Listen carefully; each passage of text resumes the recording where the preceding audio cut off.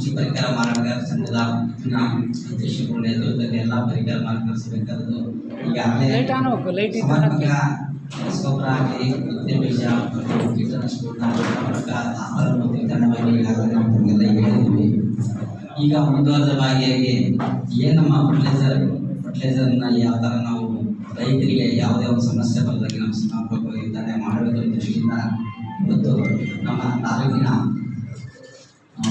ರೈತ ಸಂಘದ ಎಲ್ಲ ಪ್ರಮುಖ ಉದ್ಯೋಗಿಗಳು ಹಾಗೂ ನಮ್ಮ ಎಲ್ಲ ಕೃಷಿ ಪರಿಕರ ಮಾರಾಟಗಾರ ಎಲ್ಲ ಪ್ರತಿನಿಧಿಗಳ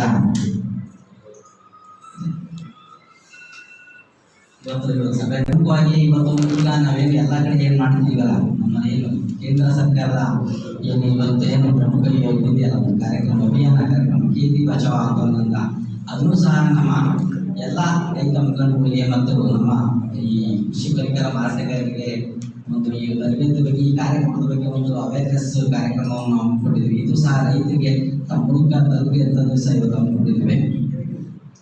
ಈ ಒಂದು ಕಾರ್ಯಕ್ರಮವನ್ನು ಇವತ್ತು ನಾವು ನಮ್ಮ ಎರಡು ಚನ್ನಗಿರಿ, ಹೊನ್ನಾಳಿ, ನ್ಯಾಮತಿ ನಮ್ಮ ಏನು ಉಪವಿಭಾಗದ ನಮ್ಮ ನೆಚ್ಚಿನ ಉಪನಿರ್ದೇಶಕರಂತ ಅಂಶಗಣಿ ಮೇಡಮ್ ಅವರು ನಮ್ಮ ಹೊನ್ನಾಳಿ ತಾಲೂಕಿಗೆ ಮತ್ತೆ ಆಗಮಿಸ್ತಾರೆ. ಅವರಿಗೆ ನಮ್ಮ ಹೊನ್ನಾಳಿ ತಾಲೂಕು ರೈತ ಬಾಂಧವರು, ಕೃಷಿ ಇಲಾಖೆ ಮತ್ತು ನಮ್ಮ ಎಲ್ಲ ಕೃಷಿ ಪರಿಕರ ಮಾರಾಟಗಾರ ಸಂಘದ ಪರವಾಗಿ ನಮ್ಮ ಉಪವಿಭಾಗಕ್ಕೆ ಉತ್ತಮ ಸ್ವಾಗತ ಕೊಡ್ತೀವಿ. ಮೇಡಮ್ ಅವರು ವೇದಿಕೆ ಮೇಲೆ ಬರಬೇಕು. ನಮ್ಮ ತಾಲೂಕಿನ ನಮ್ಮ ನ್ಯಾಮತಿ ತಾಲೂಕಿನ ಪ್ರಮುಖ ರೈತರು, ರಾಜ್ಯ ರೈತ ಸಂಘದ ಪ್ರಮುಖ ಮುಖಂಡರಾದ ಶ್ರೀ ಮಾನ್ಯ ಜಿ ಗಣೇಶಪ್ಪ ಅವರು ಬಂದಿದೆ. ಅವರು ಸಹ ನಾವು ವೇದಿಕೆ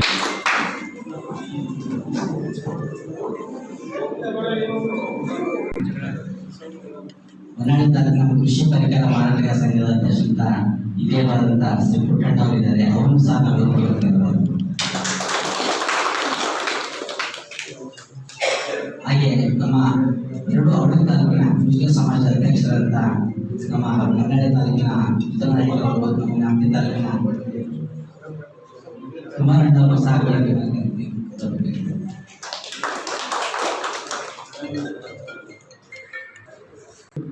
ಸಭೆಗೆ ನಮ್ಮ ಈ ಪರಿಕರ ಇದ್ರ ಬಗ್ಗೆ ನಾವು ಚರ್ಚೆ ಮಾಡೋಕ್ಕಿಂತ ಮುಂಚೆ ನಮ್ದೇನು ಸಹ ಕೇಂದ್ರ ಸರ್ಕಾರ ಇದನ್ನು ನಾವು ಸಾಂಕೇತಿಕವಾಗಿ ಒಂದು ಕಾರ್ಯಕ್ರಮ ಅವೇರ್ನೆಸ್ ಕೊಡಬೇಕು ಅನ್ನೋ ದೃಷ್ಟಿಯಿಂದ ನಮ್ಮ ಕೃಷಿ ವಿಜ್ಞಾನ ಕೇಂದ್ರದ ವಿಜ್ಞಾನಿಗಳಾಗಿರ್ತಕ್ಕಂಥ ಡಾಕ್ಟರ್ ಪ್ರಶಾಂತ್ ಬಿ ಬಂದರೆ ಅವರು ಸಹ ಈ ಕಾರ್ಯಕ್ರಮಕ್ಕೆ ಸ್ವಾಗತ. ತಾಲೂಕಿನ ಪರಿಕರ ಮಾರಾಟಗಾರ ಸಂಘದ ಅಧ್ಯಕ್ಷರು ಸಹ ಬರ್ತಾ ಇದ್ದಾರೆ, ಅವರಿಗೂ ಸ್ವಾಗತ ಕೊಡ್ತೇನೆ. ಈ ಕಾರ್ಯಕ್ರಮಕ್ಕೆ ಎಲ್ಲ ಆಗಮಿಸಿರ್ತಕ್ಕಂಥ ನಮ್ಮ ಈ ಹೊನ್ನಾಳಿ ಮತ್ತು ನ್ಯಾಮತಿ ತಾಲೂಕಿನ ರೈತ ಸಂಘದ ಎಲ್ಲ ಪದಾಧಿಕಾರಿಗಳು, ಹಿರಿಯರು ಹಾಗೂ ನಮ್ಮ ಕೃಷಿ ಪರಿಕರ ಮಾರಾಟಗಾರ ಸಂಘದ ಎಲ್ಲ ಪದಾಧಿಕಾರಿಗಳು ಮತ್ತು ಎಲ್ಲ ಪರಿಕರ ಮಾರಾಟಗಾರರು ಸಹ ಹಾಗೂ ನಮ್ಮ ಕೃಷಿ ಇಲಾಖೆಯ ಎಲ್ಲ ಸಿಬ್ಬಂದಿಗಳು ಮತ್ತು ವಿಶೇಷವಾಗಿ ಈ ಒಂದು ಕಾರ್ಯಕ್ರಮಕ್ಕೆ ನಮ್ಮ ಮಾಧ್ಯಮ ಮಿತ್ರರಾದಂಥ ಮಾಧ್ಯಮ ಹಿರಿಯರಾದಂಥ ವಿಜಯನಾಥ ಸ್ವಾಮೀಜಿಯವರು ಇದ್ದಾರೆ. ಅವರಿಗೂ ಸಹ ಸ್ವಾಗತ. ಅರವಿಂದ್ ಅವರ ಬಗ್ಗೆ ಅವರಿಗೂ ಸಹ ಸ್ವಾಗತ. ಈ ಕಾರ್ಯಕ್ರಮ ನಡೆಸಿಕೊಡ್ತೀವಿ. ಇದೆಯಲ್ಲ ಕೃಷಿ ರೈತ ಕೃಷಿ ಭೂಮಿ ಉಳಿಸಿ ಆಂದೋಲನ, ಈ ಕನ್ನಡದ ಹೇಳ್ತೀವಿ ಖೇತಿ ಬಚಾವೋ ಆಂದೋಲನ, ಇದು ನಾವು ಪ್ರಮುಖವಾಗಿ ಫಸ್ಟಿಗೆ ನಾವು ಬಗ್ಗೆ ಇದು ರಾಷ್ಟ್ರೀಯ ನಮ್ಮ ರಾಷ್ಟ್ರ ಸರ್ಕಾರದ ಒಂದು ಬಹಳ ಒಂದು ಅಭಿಯಾನ ಮುಖಾಂತರ ನಡೆಸುವಂಥ ಕಾರ್ಯಕ್ರಮ. ಇದು ಜೂನ್ 1ರಿಂದ ಜೂನ್ 30 ಪ್ರಮುಖವಾಗಿ ಮಣ್ಣಿನ ಫಲವತ್ತತೆಯನ್ನು ನಾವು ಹೆಚ್ಚು ಮಾಡಬೇಕು ಮತ್ತು ಮಣ್ಣಿನ ಆರೋಗ್ಯವನ್ನು ದೃಷ್ಟಿಯಿಂದ ಇದು ಕಾರ್ಯಕ್ರಮ ಹಮ್ಮಿಕೊಂಡಿದ್ದೀವಿ. ಇದು ಏನಂತಂದ್ರೆ ಮೋಟ ಏನಂದರೆ save soil, save farming, save farmers. ಈ ಒಂದು ದೃಷ್ಟಿಯಿಂದ ಈ ಒಂದು ಕಾರ್ಯಕ್ರಮ ಅಭಿಯಾನ ಮುಖಾಂತರ ರಾಷ್ಟ್ರಾದ್ಯಂತ ಏನು ಕೃಷಿ ವಿಜ್ಞಾನ ಕೇಂದ್ರಗಳು ವಿಜ್ಞಾನಿಗಳ ಮುಖಾಂತರ ರೈತರಿಗೆ ಭೂಮಿಯ ಫಲವತ್ತತೆ ಹೇಗೆ ನಾವು ಕಾಪಾಡಬೇಕು, ಏನು ನಾವು ವೈಜ್ಞಾನಿಕ ಕೀಟನಾಶಕ ರಸಗೊಬ್ಬರ ಬಳಕೆಯಿಂದ ಆಗ್ತಕ್ಕಂಥ ದುಷ್ಪರಿಣಾಮಗಳನ್ನು ಹೇಗೆ ನಾವು ತಡೆಗಟ್ಟಬೇಕು, ಇದ್ರ ಬಗ್ಗೆ ನಾವು ಪ್ರತಿಯೊಬ್ಬ ರೈತರು ಸಹ ಪ್ರಾಮಾಣಿಕದಲ್ಲಿ ಒಂದು ಜಾಗೃತಿ ಮೂಡಿಸಬೇಕು. ಇವಾಗ ಏನು ಕಾರ್ಯಕ್ರಮ 1ನೇ ತಾರೀಕಿನ 30ನೇ ತಾರೀಕು ಎಲ್ಲ ಗ್ರಾಮ ಪಂಚಾಯತಿ ಮಾಡ್ತಾ ಇದ್ದಾರೆ, ಪ್ರಮುಖ ಗ್ರಾಮ ಪಂಚಾಯತಿ ಮಾಡ್ತಾರೆ ಅಂದ್ಕೊಂಡಿದ್ವಿ ರಾಷ್ಟ್ರದಿಂದ. ಅದರ ಭಾಗವಾಗಿ ಇವತ್ತು ಸಹ ಈ ಒಂದು ಕಾರ್ಯಕ್ರಮವನ್ನು ಇವತ್ತು ಅಂದ್ಕೊಂಡಿದ್ವಿ. ಇದು ಉದ್ದೇಶ ಇಷ್ಟೇ, ನಾವು ಈ ಚರ್ಚೆ ಮಾಡೋಕ್ಕಿಂತ ಮುಂಚೆ ಇದ್ರ ಬಗ್ಗೆ ಸಹ ಕೆಲವು ಕಾರ್ಯಕ್ರಮ ಏನು ನಮ್ಮ ಇದಿದೆಯಲ್ಲ ಇವತ್ತು ಪರಿಸ್ಥಿತಿ, ಇದು ಇದಕ್ಕೆ ನಾವು ಪೂರಕವಾಗಿ ಇರಬೇಕು ಅನ್ನೋ ದೃಷ್ಟಿಯಿಂದ ಈ ಒಂದು ಕಾನ್ಸೆಪ್ಟ್ನ ತಗೊಂಡು ಈ ಕಾರ್ಯಕ್ರಮವನ್ನು ಇದು ಮಾಡಬೇಕು ಅಂತ ಹೇಳ್ತೀನಿ. ಕಾರ್ಯಕ್ರಮಕ್ಕೆ ಎಲ್ಲರೂ ಮತ್ತೊಮ್ಮೆ ಸ್ವಾಗತಿಸ್ತಾ ಈ ಕಾರ್ಯಕ್ರಮ ಉದ್ಘಾಟನೆಯನ್ನು ನಮ್ಮ ಎಲ್ಲ ರೈತ ಮುಖಂಡರು, ಪರಿಕರ ಮಾಡಿದ್ರು, ಕೃಷಿ ಸಮಾಜದ ಎಲ್ಲರೂ ನಡೆಸಿಕೊಂಡು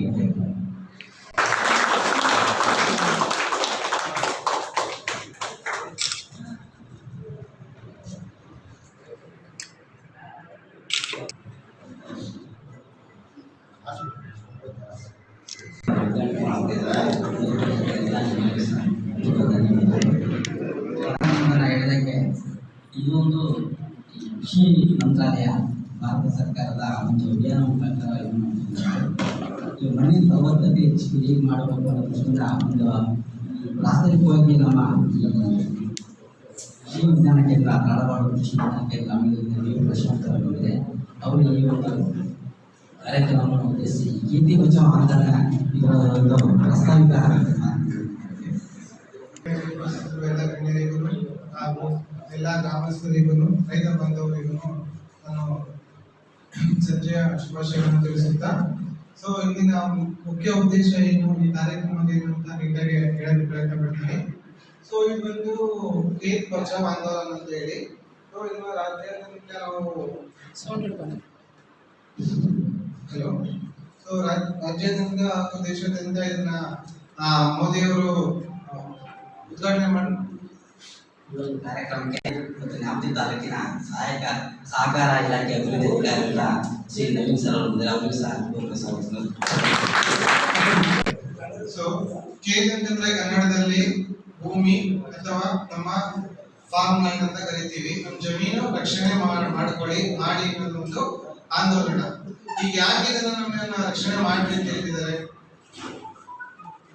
ಯಾಕೆ ಹೇಳ್ತಿದ್ದಾರೆ? ಸೊ ನಮ್ಮ ಮಣ್ಣಿನ ಆರೋಗ್ಯ ಆಗಿರ್ಬೋದು, ನಮ್ಮ ಫಾರ್ಮ್ ಲ್ಯಾಂಡ್ ಆಗಿರ್ಬೋದು ಹಾಳಾಗ್ತಾ ಹೋಗ್ತಿದೆ. ಸೊ ಆ ಉದ್ದೇಶದಿಂದ ನಮಗೆ ಸರ್ಕಾರ ಏನ್ ಹೇಳಿದೆ ಅಂತಂದ್ರೆ ಮಣ್ಣನ್ನ ಸಂರಕ್ಷಣೆ ಮಾಡಿ, ಲ್ಯಾಂಡ್ ಸಂರಕ್ಷಣೆ ಮಾಡಿ ಅಂತ ಹೇಳ್ತಿದೆ. ಈಗ 100 ವರ್ಷದ ಹಿಂದೆ ನೀವು ಮಣ್ಣಿಲ್ಲ ಅಂತ ಲ್ಯಾಂಡ್ ತಗೊಳ್ರಿ, ಎಷ್ಟು ಫರ್ಟೈಲ್ ಲ್ಯಾಂಡ್ ಇತ್ತು, ಫಲವತ್ತತೆ ಎಷ್ಟಿತ್ತು. ಸೊ ನಾವು ಫಲವತ್ತತೆ ಈಗಿನ ಫಲವತ್ತತೆ ಇದೆಯಾ? ಅದು ನೀವೆಲ್ಲ ಬೆಳೆ ಬೆಳೀತಿರಲ್ಲ, ಇದೆಯಾ? ಅದು ಫಲವತ್ತತೆ ಇಲ್ಲ, ಫಲವತ್ತತೆ ಹೋಗ್ತಾ ಇದೆ. ಸೊ ಇನ್ನ 50 ವರ್ಷ 100 ವರ್ಷ ಬಿಟ್ರೆ ಕಂಪ್ಲೀಟ್ ಮಣ್ಣು ಹಾಳಾಗುತ್ತೆ. ಸೊ ಇದು ಹಾಳಾದ್ಮೇಲೆ ನಮಗೆ ಪರ್ಯಾಯವಾಗಿ ಯಾವುದು ಇಲ್ಲ ನಮಗೆ ಬೆಳೆ ಬೆಳೆಯೋದಕ್ಕೆ. ಮಣ್ಣು ಬಿಟ್ರೆ ಯಾವ್ದಾದ್ರು ಬೆಳೆ ಬೆಳಿತೀರಾ? ಬೆಳೆಯಕ್ ಆಗಲ್ಲ. ಈಗೇನೋ ಬಿಡಪ್ಪ ಆಲ್ಟರ್ನೇಟಿವ್ ಇದೇನೋ ಮಾಡ್ಕೊತೀವಿ ಅನ್ನೋದಕ್ಕೂ ಏನು ಆಪ್ಷನ್ಸ್ ಇಲ್ಲ. ಸೊ ಇವಾಗ ಲೇಬರ್ ಸಿಗಲ್ಲ ಅಂದ್ರೂ ಮೆಕಾನೈಸೇಷನ್ ಬಂತು. ಸೊ ನಮಗೇನ ತರಕಾರಿ ಏನೊಂದು ಯಾವ್ದಾರ ಒಂದು ಸಿಗ್ಲಿಲ್ಲ ಅಂದ್ರೆ ಇನ್ನೊಂದು ತಿಂತೀವಿ ಬಿಡಬಹುದು, ಸೊಸೈನ್ ಆಗ್ತೀವಿ ಅಂತ ಅನ್ಬೋದು. ಬಟ್ ಸಾಯಿಲ್ ಇಲ್ಲ ಅಂತಂದ್ರೆ ಏನ್ ಮಾಡಕ್ಕಾಗತ್ತೆ? ನಾವೇನೂ ಮಾಡಕ್ ಬರೋದಿಲ್ಲ. ಹಂಗಾಗಿ prevention is better than cure. ನಿಮಗೆ ಕಂಪ್ಲೀಟ್ ಹಾಳಾಗಿಂತ ಮುಂಚೆ ನಿಮ್ಮ ಭೂಮಿಯ ಆರೋಗ್ಯ ಹಾಳಾಗ್ತಿದೆ, ಎಚ್ಚೆತ್ತುಕೊಳ್ರಿ ಅಂತ ನಿಮಗೆ ಮನ ಮುಟ್ಟಿ ನಿಮ್ಮ ಮನ ಪರಿವರ್ತನೆ ಮಾಡಬೇಕಿದೆ ಈ ಖೇತ್ ಬಚಾವ್ ಆಂದೋಲನದ ಮುಖ್ಯ ಉದ್ದೇಶ. ಆಯ್ತಾ? ಸೊ ಇದರಲ್ಲಿ ಏನ್ ಹೇಳೋದಂತಂದ್ರೆ, ಸೊ ಇದ್ರಲ್ಲಿ ಫಸ್ಟ್ ಇವಾಗ ಏನ್ ಮಾಡ್ತೀರಾ ಅಂತ ರೈತರು ಏನೋ ನಿಮಗೆ ನಾಲೆಜ್ ಇದ್ದಾರೆ. ಈಗ ಯಾರೇ ಒಂದು ಬೆಳೆ ಬೆಳಿಬೇಕಂತಂದ್ರೆ ಇಷ್ಟು, ಈಗ ಒಂದು ಜೋಳ ಬೆಳಿತೀರಾ ನೀವು ಅಂತಂದ್ರೆ ಎಷ್ಟು ಚೀಲ ಗೊಬ್ಬರ ಹಾಕ್ತೀರಾ? ಎಷ್ಟು ಚೀಲ ಹಾಕ್ತೀರಾ ಒಂದು ಎಕರೆಗೆ? ಎಷ್ಟು ಹಾಕ್ತೀರಾ? 2 ಚೀಲ ಹಾಕ್ತೀರಾ. ಆಮೇಲೆ ಎಲ್ಲರೂ 2 ಚೀಲ ಹಾಕ್ತೀರಾ? ಜಾಸ್ತಿ ಹಾಕ್ತಾರೆ. 2 ಹಾಕ್ತಾರೆ, 3 ಹಾಕ್ತಾರೆ, 5 ಹಾಕ್ತಾರೆ, 10 ಹಾಕ್ತಾರೆ. ಸೊ ಈಗ ಇನ್ನೊಂದು ಪ್ರಶ್ನೆ ಹೇಳ್ತೀನಿ, ನಿಮ್ ಹೊಲಗಳಿಗೆ ಯಾವ್ಯಾವ ಗೊಬ್ಬರ ಹಾಕ್ತೀರಾ? ಹೊಲಗಳಿಗೆ ಯಾವ್ಯಾವ ಗೊಬ್ಬರ ಹಾಕ್ತೀರಾ? ಆಮೇಲೆ ಆಮೇಲೆ ಆಮೇಲೆ ನೆಕ್ಸ್ಟ್ ಮತ್ತೆ ಹಾಕ್ತೀರಾ? ಕೊಟ್ಟಿಗೆ ಗೊಬ್ಬರ. ಫಸ್ಟ್ ಆಪ್ಷನ್ ಕೊಟ್ಟಿಗೆ ಗೊಬ್ಬರ ಬರಲ್ಲ, ಲಾಸ್ಟಿಗೆ ಬರುತ್ತೆ ನಮ್ದು. ಅದೇ ಹೇಳ್ತಿರೋದು ಏನಂತಂದ್ರೆ ನಾವೆಲ್ಲ ಕಂಪ್ಲೀಟ್ ಕೆಮಿಕಲ್ ಫರ್ಟಿಲೈಸರ್ಸ್ ಮೇಲೆ, ಎಲ್ಲ ಗಟ್ಟಿ ಗೊಬ್ಬರದ ಮೇಲೆ ಡಿಪೆಂಡ್ ಆಗಿದ್ದೀವಿ. ನಮಗೆ ಇವತ್ತು ಹಾಕ್ತೀವಿ, ನಾಳೆ ಬೆಳೆ ಬರಬೇಕು, ದುಡ್ಡು ತಗೋಬೇಕು. ಬಟ್ ಸಾವಯವ ಎಲ್ಲ ತುಂಬಾ ಕಡಿಮೆ ಯೂಸ್ ಮಾಡ್ತಿದ್ದಾರೆ. ಸೊ ಈ ಸಾವಯವ ಕಡಿಮೆ ಯೂಸ್ ಮಾಡ್ತಿರೋದ್ರಿಂದ ಏನು ಪ್ರಾಬ್ಲಮ್ ಆಗ್ತಿದೆ ಅಂದ್ರೆ ಮಣ್ಣಿನ ಆರೋಗ್ಯದ ಮೇಲೆ ತುಂಬಾ ಪರಿಣಾಮ ಬೀಳ್ತಿದೆ. ಸೊ ಹಂಗಾಗಿ ಮಣ್ಣಿನ ಆರೋಗ್ಯವನ್ನು ಸುಧಾರಿಸ್ಕೊಳ್ಬೇಕಂತಂದ್ರೆ ಸೊ ಗಟ್ಟಿ ಗೊಬ್ಬರ ಕೆಮಿಕಲ್ ಫರ್ಟಿಲೈಸರ್ ಅಂತ ಹೇಳ್ತೀವಲ್ಲ, ಇದು ನಾವು ತುಂಬಾ ಕಡಿಮೆ ಪ್ರಮಾಣದಲ್ಲಿ ಯೂಸ್ ಮಾಡಿಕೊಂಡು ಮತ್ತೆ ನಾವು ಸಾವಯವಕ್ಕೆ ಹೋಗ್ಬೇಕಾಗುತ್ತೆ. ಸೊ ಇವಾಗ ನೀವು ಹೇಳಿದ್ರೆ ಕೆಲವೊಬ್ರು ಸಾವಯವ ನಿಮಗೆ ಸಿಗ್ತಿಲ್ಲ, ಕಡಿಮೆ ಸಿಗ್ತಿದೆ ಅಂತ, ಬಟ್ ನೀವೇ ತಯಾರು ಮಾಡ್ಕೋಬೋದಲ್ಲ.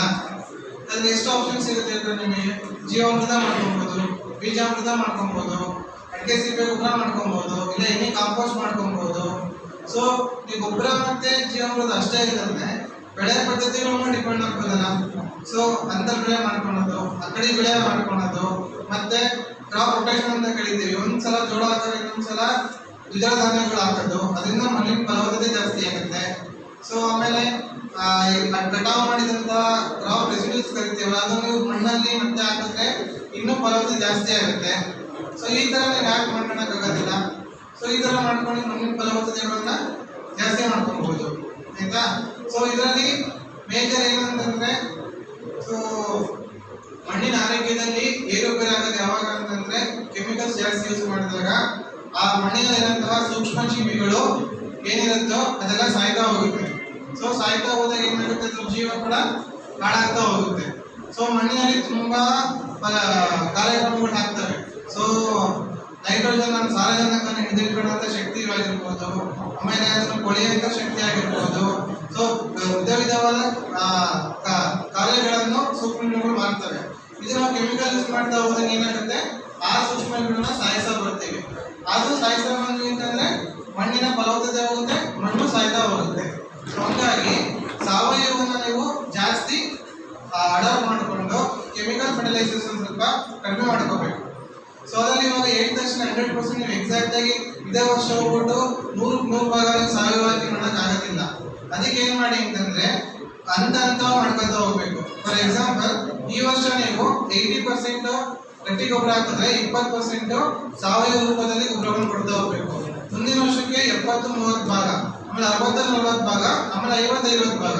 ಸೊ ಅಟ್ಲೀಸ್ಟ್ ಈ ಥರನೇ ಮಾಡ್ಕೊಂತ ಹೋದ್ರೆ ಅದು ಕಾಲಕ್ರಮೇಣ ನಿಮಗೆ ಏನಾಗುತ್ತೆ ಅಂತಂದ್ರೆ ಮಣ್ಣಿನ ಆರೋಗ್ಯನೂ ಜಾಸ್ತಿ ಆಗ್ತಾ ಹೋಗುತ್ತೆ, ಜೊತೆಗೆ ನಿಮಗೆ ಖರ್ಚಾಗಿರ್ಬೋದು, ವೆಚ್ಚ ಆಗಿರ್ಬೋದು ಉಳಿತಾ ಹೋಗುತ್ತೆ.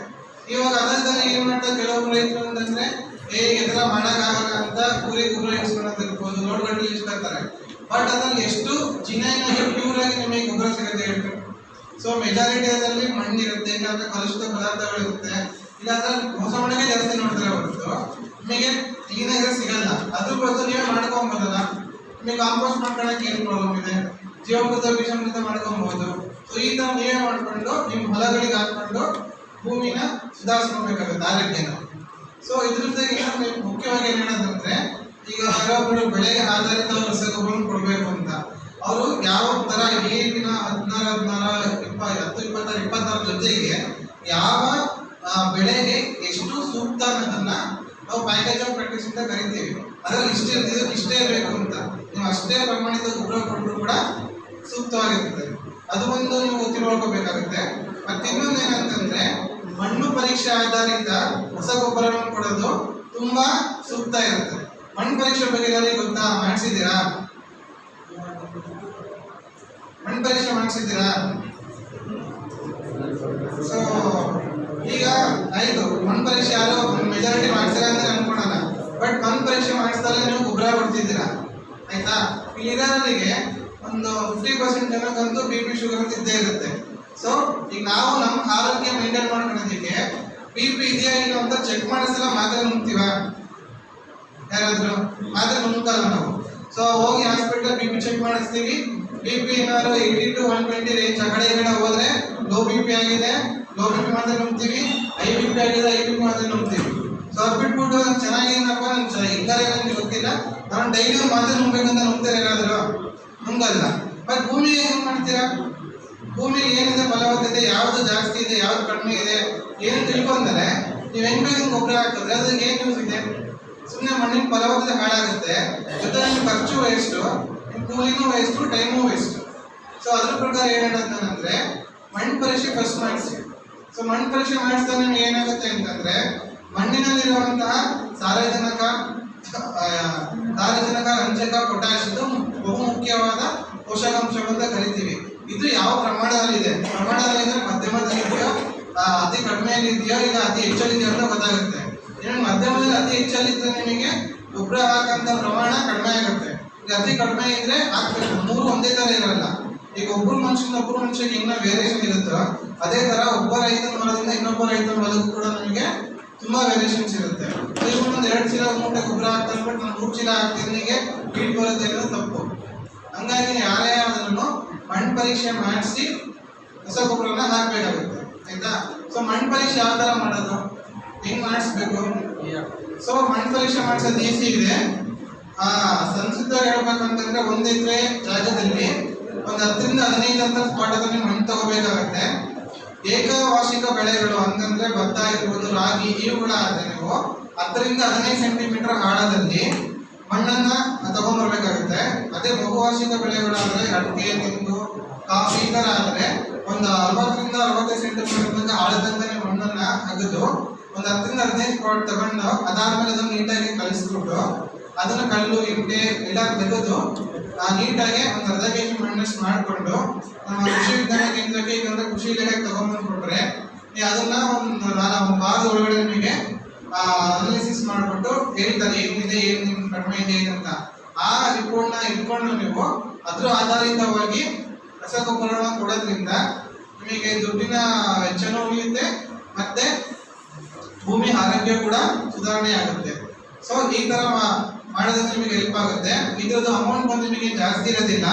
ನಮ್ಮ ಕೃಷಿ ವಿಜ್ಞಾನ ಕೇಂದ್ರದಲ್ಲಿ 1 ಮಣ್ಣು ಸ್ಯಾಂಪಲ್ಗೆ 200 ರೂಪಾಯಿ ಇರುತ್ತೆ, 1 ನೀರು ಸ್ಯಾಂಪಲ್ಗೆ 100 ರೂಪಾಯಿ ಇರುತ್ತೆ. ಸೊ ಹಿಂಗಾಗಿ ಯಾರೇ ಒಂದು 300 ರೂಪಾಯಿ ನೀವು 2 ವರ್ಷಕ್ಕೊಂದ್ಸಲ 300 ರೂಪಾಯಿ ಖರ್ಚು ಮಾಡೋದ್ರೆ ಏನು ಪ್ರಾಬ್ಲಮ್ ಇರಲ್ಲ. ಸೊ 300 ರೂಪಾಯಿ ನೀವು ಇಲ್ಲಿ ಖರ್ಚು ಮಾಡಿದ್ರೆ ಅಲ್ಲಿ ಒಂದು ಮೂಟೆ ನೀವೇನಾದ್ರೂ ಪೊಟ್ಯಾಶ್ 4 ಮೂಟೆ 3 ಮೂಟೆ ಹಾಕ್ತಿರ್ತೀರಾ, 3 ಮೂಟೆ ಕಡಿಮೆ ಹಾಕ್ಬೇಕು ಅಂತ ರಿಸಲ್ಟ್ ಅಲ್ಲಿ ಬಂತಂದ್ರೆ ನಿಮಗೆ ಅಲ್ಲೇ ಹೊರಗೆ ಸ್ವಲ್ಪ ದುಡ್ಡು ಉಳಿತು. 300 ರೂಪಾಯಿ ಇನ್ವೆಸ್ಟ್ ಮಾಡಿದ್ರೆ ಸ್ವಲ್ಪ ದುಡ್ಡು ಉಳಿಸ್ಬೋದು, ಅಲ್ಲಿಗೆ ಆದಾಯ ನಿಮಗೆ ಜಾಸ್ತಿ ಬರುತ್ತೆ. ಸೊ ಅದರ ತರ ನಿಮಗೆ ಈಗ ಎಲ್ಲರೂ ಮುಖ್ಯವಾದ ಪೋಷಕಾಂಶಗಳಾದ ಸಾರ್ವಜನಿಕ ರಂಜಕ, ಪೊಟ್ಯಾಶ್ ಬಿಟ್ಟು ಲಘು ಪೋಷಕಾಂಶಗಳಿಗೂ ನಮ್ಮ ಮಣ್ಣಿನಲ್ಲಿ ಕೊರತೆ ಕಂಡು ಬರ್ತಿದೆ. ಲಘು ಪೋಷಕಾಂಶಗಳಂತಂದ್ರೆ ಐರನ್, ಜಿಂಕ್, ಮ್ಯಾಂಗನೀಸು, ಕಾಪರ್ ಇವೆಲ್ಲ ತುಂಬಾ ಕೊರತೆಗಳು ಕಂಡು ಬರ್ತಿದೆ. ಹಂಗಾಗಿ ಅದೇನೇನ ಊಟದಲ್ಲಿ ಉಪ್ಪಿನಕಾಯಿ ಇದ್ದಂಗೆ ಬಟ್ ಉಪ್ಪಿಲ್ದಲ್ಲ ಉಪ್ಪಿನಕಾಯಿ ಇದ್ದಂಗೆ ಅವೆಲ್ಲ, ಬಟ್ ಉಪ್ಪಿಲ್ದ ರುಚಿ ಸಿಗುತ್ತೆ ನಮಗೆ ಇಲ್ಲ. ಸೊ ಅದೇ ತರ ಅವು ನಮ್ಮ ಕಂಪ್ಲೀಟ್ 17 ಪೋಷಕಾಂಶಗಳಲ್ಲಿ ಅವು ಮುಖ್ಯವಾಗಿರುತ್ತೆ. ಆದ್ರಿಂದ ನೀವೆಲ್ಲ ಏನ್ ಮಾಡ್ಬೇಕಂತಂದ್ರೆ ಮಣ್ಣು ಪರೀಕ್ಷೆ ಮಾಡಿಸಿ ಮಣ್ಣು ಪರೀಕ್ಷೆ ಆದ ರಸಗೊಬ್ಬರವನ್ನು ಕೊಡಬೇಕಾಗುತ್ತೆ. ಒಂದು ರಸಗೊಬ್ಬರಗಳ ಜೊತೆಗೆ ಸಾವಯವ ಗೊಬ್ಬರಗಳಾದ ಬೀಜಾಮೃತ ಆಗಿರ್ಬೋದು, ಜೀವಾಮೃತ ಆಗಿರ್ಬೋದು, ಹಸಿರೆಲೆ ಗೊಬ್ಬರಗಳಾಗಿರ್ಬೋದು, ಕಾಂಪೋಸ್ಟ್ ಆಗಿರ್ಬೋದು, ಇದೆಲ್ಲದನ್ನು ಹಾಕೊಂಡು ನೀವು ಕೊಟ್ಟು ಭೂಮಿ ಆರೋಗ್ಯವನ್ನು ಸುಧಾರಣೆ ಮಾಡಬೇಕು. ಯಾಕೆ ಕೇಕ್ ಬಚಾವ್ ಅಂತ ಹೇಳ್ತೀರ ಅಂತಂದ್ರೆ ಮಣ್ಣಿನ ಆರೋಗ್ಯ ಫುಲ್ ಹಾಳಾಗ್ತಿದೆ. ಮುಂದಿನ ದಿನಗಳಲ್ಲಿ ಹಾಳಾಗದ ಬಿಡದಲ್ಲೇ ನೀವು ನಿಮ್ಮ ಭೂಮಿನ ಮತ್ತೆ ಮಣ್ಣನ್ನ ಸುಧಾರಣೆ ಮಾಡಿಕೊಂಡು ಉಳಿಸ್ಕೊಂಡು ಹೋಗಿ ಅಂತ ಹೇಳೋದೊಂದು ಇದು ಕಾರ್ಯಕ್ರಮವಾಗಿದೆ. ಸೊ ಇಷ್ಟು ಮಾಹಿತಿ ಹೇಳಲು ಅವಕಾಶ ಕೊಟ್ಟ ಎಲ್ಲರಿಗೂ ವಂದಿಸುತ್ತಾ ನಾನು ಮಾತನ್ನು ಮುಗಿಸುತ್ತೇನೆ.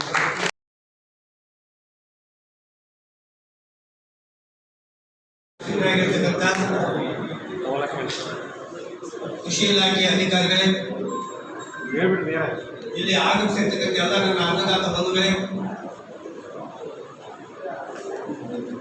ಮತ್ತೆ ಸುದ್ದಿ ಮಾಧ್ಯಮದವರೇ, ಇಲ್ಲಿ ಗೊಬ್ಬರ ವಿತರಣೆ ಮಾಡ್ತಕ್ಕಂಥ ಎಲ್ಲ ನನ್ನ ಆತ್ಮೀಯ ಬಂಧುಗಳೇ, ಇವತ್ತು ರೈತರ ಪರಿಸ್ಥಿತಿ ಏನಾಗಿದೆ ಅಂತ ವಿಚಾರದ ಬಗ್ಗೆ ಚೆನ್ನಾಗಿ ಹೇಳಿದ್ರು. ಹಿಂದೆಲ್ಲ ಜಮೀನುಗಳಿಗೆ ಒಡ್ಡಾಗ್ತಾ ಇದ್ರು. ಯಾಕೆ ಒಡ್ಡಾಗ್ತಾ ಇದ್ರು? ಆ ಬಿದ್ದಂತ ನೀರು ಗೊಬ್ಬರ ಇನ್ನೊಂದು ಕೊಚ್ಕೊಂಡು ಹೋಗ್ತದೆ, ಅದನ್ನು ತಡೆಗಟ್ಟಕ್ಕೋಸ್ಕರ ಆ ವ್ಯವಸಾಯಕ್ಕೆ ಅನುಕೂಲ ಆಗ್ತದೆ ಅಂತಕ್ಕಂಥ ಕೆಲಸವನ್ನು ಮಾಡ್ತಾ ಇದ್ರು. ಈ ಕೆಲಸವನ್ನು ಹಿಂದೆ ತಾಲೂಕ್ ಪಂಚಾಯತ್ ಮಾಡ್ತಾ ಇದ್ರು. ಎಲ್ಲೆಲ್ಲಿ ಜಮೀನಿದೆ ಆ ಜಮೀನಿಗೆಲ್ಲ ಒಡ್ಡನ್ನು ಹಾಕಿಸಿ ನೀರನ್ನು ತಡೆಗಟ್ಟಿ ಉತ್ತಮವಾದ ಬೆಳೆಯನ್ನು ಬೆಳೆಯಲಿಕ್ಕೆ ಅನುಕೂಲ ಆಗ್ತದೆ ಅಂತಕ್ಕಂಥ ವಿಚಾರವನ್ನು ಮಾಡ್ತಾ ಇದ್ರು. ಇವತ್ತು ಎಲ್ಲಿದ್ದಾರೆ? ಯಾರು ಕೆಲಸ ಪಾತ್ರ ಯೋಜನೆಯನ್ನು ಹಾಕ್ತಾ ಇದ್ದಾರೆ. ರೈತರಿಗೆ ಕೆಲಸ ಕೊಡ್ತಾ ಇಲ್ಲ. ಕೂಲಿ ಕಾರ್ಮಿಕರಿಗೆ ಸಿಕ್ಕಾಪಟ್ಟೆ ದುಡ್ಡು, ಅನೇಕ ಉಪಕರಣಗಳು ಬೇರೆ, ರಾಸಾಯನಿಕ ವಸ್ತುಗಳು ಬೇರೆ. ನಾವೇನು ಕೇಳಿದ್ದ? ನಮ್ಮ ರೈತ ಯಾರು ಬಿಡುವಷ್ಟು ಕೇಳಿದ್ದಿಲ್ಲ, ಸಾಲನ್ನು ಕೇಳಿದ್ದಿಲ್ಲ, ಬೀಜ ಗೊಬ್ಬರ ಕೊಡಿದ್ರೆ ಯಾರು ಕೇಳಿದ್ದಿಲ್ಲ. ಕೊಟ್ಟವ್ರು ಯಾರಿಗೂ ಬಿಡಲ್ಲ. ನಮ್ಮ ನಾಟಕದ ಸರ್ಕಾರಗಳು ಇವತ್ತು ರೈತರು ಬೀದಿಗೆ ಮಾಡಿದ್ದಾರೆ. ಬೀದಿ ನಿಲ್ತಾ ಇದೆ ರೈತ. ಗೊಬ್ಬರ ತಗೊಂಡ್ರೆ 2,100 ರೂಪಾಯಿ. ಯೂರಿಯಾ ಗೊಬ್ಬರ ತಗೊಂಡು FID ಮಾಡಿಸಿ ಅಂತ ಹೇಳ್ತಾರೆ. ಯಾಕೆ ರೈತ ಬದುಕೋದು ಬೆಳೆಯದಾಗಿ? ಇನ್ನು ನಮ್ಮ ತಾತ ಮುತ್ತಾತ ಬೇಕಾದಂತ ಬೆಳೆ ಬೆಳೀತಾ ಇದ್ರು. ಏನು ಒಂದು ರಾಸಾಯನಿಕ ಗೊಬ್ಬರ ಹಾಕ್ತಿರ್ಲಿಲ್ಲ, ಕೊಟ್ಟಿಗೆ ಗೊಬ್ಬರ ಹಾಕ್ತಾ ಇದ್ರು, ಉತ್ತಮವಾದ ಬೆಳೆ ಬೆಳೀತಾ ಇದ್ರು. ಅವರೇ ಉತ್ತಮವಾದ ಬೀಜವನ್ನು ತಯಾರು ಮಾಡ್ಕೊಂಡು ಮುಂದೆ ಸರಿ ಅವ್ರು ಮಾಡ್ತಿದ್ರು. ಇವತ್ತು ಎಲ್ಲಿದೆ ಆ ಸಂಸ್ಕಾರ? ಆ ಕಾರಣಕ್ಕೆ ನಾವು ರೈತರು ಕೂಡ ಇಷ್ಟು ಹೇಳೋದು, ನಮ್ಮ ರೈತರು ಯಾರೇ ಇದ್ರು ತಾನು ಬೆಳೆದಂಥ ಉತ್ತಮವಾದ ಬೆಳೆ ಕಾಳುಗಳನ್ನ ಸಂಗ್ರಹಿಸಿ ಇಟ್ಕೊಂಡು ತಾನೇ ಮುಂದಿನ ಸಾರಿ ಬಿತ್ತಿಗೆ ಮಾಡಿದರೆ ಫಲವತ್ತಾದಂಥ ಬೀಜವನ್ನ ನೀವು ಉತ್ಕೃಷ್ಟವಾದಂಥ ಬೆಳೆಯನ್ನು ಕೂಡ ಬೆಳೆಯಬಹುದು. ನಮ್ಮ ತಾತ ಮುಂದಾದ್ರೂ ಮಾಡಿ ಅದೇ ಬದುಕು. ಇವತ್ತೇನು ವೈದ್ಯರಿಗೆ ಹೆಚ್ಚಾಗಿದೆ, ಕೃಷಿ ತಂತ್ರಜ್ಞರು ಜಾಸ್ತಿ ಆಗಿದ್ದಾರೆ, ಏನೆಲ್ಲ ನಮಗೆ ಮಾಹಿತಿಗಳನ್ನು ಕೊಡ್ತಾರೆ, ಆದರೆ ರೈತರು ಅಂತ ಅದಕ್ಕೆ ಮಾರು ಹೋಗಿದೆ. ಆ ಉದ್ದೇಶದಿಂದ ನಮ್ಮ ರೈತರೆಲ್ಲರೂ ಒಟ್ಟಾಗಿ ಉತ್ತಮವಾದಂಥ ಬೆಳೆಯನ್ನು ಬೆಳೆಯಬೇಕಾದ್ರೆ ತಾವು ಕೊಟ್ಟಿಗೆ ಗೊಬ್ಬರವನ್ನು ಬೆಳೆಸಿ ಆ ಜಮೀನನ್ನು ಉಳಿಸ್ಕೊಳ್ರಿ. ಹಿಂದೆ ಈ ಸರ್ಕಾರಗಳು ಹೆಚ್ಚು ಬೆಳೆಯನ್ನು ಬೆಳೆಯೋದಕ್ಕೋಸ್ಕರ ಕೊಟ್ಟಂತ ವಸ್ತುಗಳಿವಲ್ಲ, ಗೊಬ್ಬರ ಇರ್ಬೋದು, ಔಷಧಿ ಇರ್ಬೋದು, ಮತ್ತೊಂದು ಇರ್ಬೋದು. ನಾವು ಹಿಂದೆ ನಮ್ಮ ಮುತ್ತಾತರು ಯಾವುದು ಗೊಬ್ಬರನ ತಗೊಳ್ತಿದ್ದಿಲ್ಲ, ಔಷಧಿಗಳು ಹಾಕ್ತಿದ್ದಿಲ್ಲ, ಒಂದು ಕೆಲಸ ಮಾಡ್ತಾ ಇದ್ರು, ಉತ್ತಮವಾದ ಬೆಳೆ ತೆಗಿತಾ ಇದ್ರು. ಇವತ್ತು ನಾವೆಲ್ಲ ಸರ್ಕಾರ ಕೊಟ್ಟಂತ ವಸ್ತುಗಳಿಗೆಲ್ಲ ಮಾಡೋಗಿದ್ದೇವೆ, ಸೋಮಾರಿಗಳಾಗಿದ್ದೇವೆ, ಯಾರ ಕೆಲಸ ಜಮೀನಲ್ಲಿ ಮಾಡಲಿಕ್ಕೆ ತಯಾರಿಲ್ಲ. ಆ ಪರಿಸ್ಥಿತಿ ಇವತ್ತು ಬಂದಿದೆ. ಆ ಕಾರಣಕ್ಕೆ ನಾವೆಲ್ಲ ರೈತರು ಒಗ್ಗಟ್ಟಾಗಿ ತಮ್ಮ ಕೆಲಸಗಳನ್ನು 4 ಜನ ಸೇರಿಕೊಂಡು ಕುಟುಂಬಸ್ಥರು ತಮ್ಮ ಕೆಲಸವನ್ನು ಜಮೀನಲ್ಲಿ ಮಾಡಿದ್ರೆ ಉತ್ತಮವಾದ ಬೆಳೆಯನ್ನು ಬೆಳೆಯಲಿಕ್ಕೆ ಸಾಧ್ಯ ಇದೆ ಅಂತ ಮಾತ್ರ ನೀವು ಕೇಳಲಿಕ್ಕೆ ಇಚ್ಛೆ ಪಡ್ತೇನೆ. ಎಲ್ಲರಿಗೂ ಧನ್ಯವಾದ. ಕಾರ್ಯಕ್ರಮ ಅದಕ್ಕೋಸ್ಕರ ನಮ್ಮ ಮೇಡಮರಿಗೆ ಎಲ್ಲರಿಗೂ ಇಬ್ಬರಿಗೂ ಇಲ್ಲಿ ಕೂಡಿಸಲಿಕ್ಕೆ ಮೇಡಮರಿಗೆ ನಾನು ಒಂದು ಧನ್ಯವಾದಗಳನ್ನು ವಿನಂತಿಸ್ತೇನೆ. ಈ ಕಾರ್ಯಕ್ರಮದ ಅಧ್ಯಕ್ಷತೆ ನಾವು ವಹಿಸಿದರೆ ಫಸ್ಟ್ ಟೈಮ್ ಅಂದರೆ ಒಂದು ಇನ್ನೂ ಒಂದು 25 ದಿವಸ ಆಗಿರ್ಬೋದು. ಈಗ ಎಲ್ಲ ಆಟಗಳು ಗೊಬ್ಬರದ ಅಂಗಡಿಯವರು ಬಂದಿರಿ, ರೈತರು ಬಂದಿದ್ದೀರಿ, ಎಲ್ಲರೂ ಮುಖಾಮುಖಿಯಾಗಿದ್ದೀರಿ. ಈಗ ನಮಗೆ ಮುಂದೆ ಏನು ಸಮಸ್ಯೆ ಬರಲ್ಲ, ನೀವು ಸಹಿತ ನಮಗೆ ರೈತರಿಗೆ ನಮಗೆ ಯಾರಿಗೂ ಫೋನ್ ಮಾಡೋದಿಲ್ಲ ಅಂತ ನಾವು ಅಂದ್ಕೊಂಡಿದ್ದೀವಿ. ಗೊತ್ತಾ?